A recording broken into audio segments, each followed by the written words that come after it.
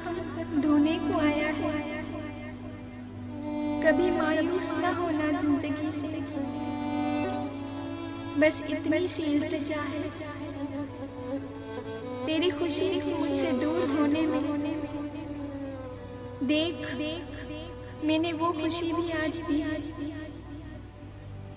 बस हंसते मुस्कुराते रहना सदा। मेरी खुदा से बस इतनी सी है दुआ, मुझे तुमसे बस ये है कहना, मेरी लाश पे आंसू न बहाना। तेरी खुशी के लिए आज इस दुनिया से जा रही।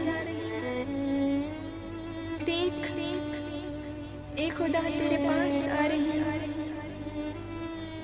तू जो रोया मुझे कफन में लिपटा देख,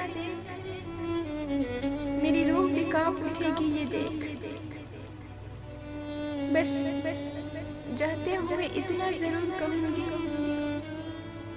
अपना ख्याल रखना, खुश रहना सदा।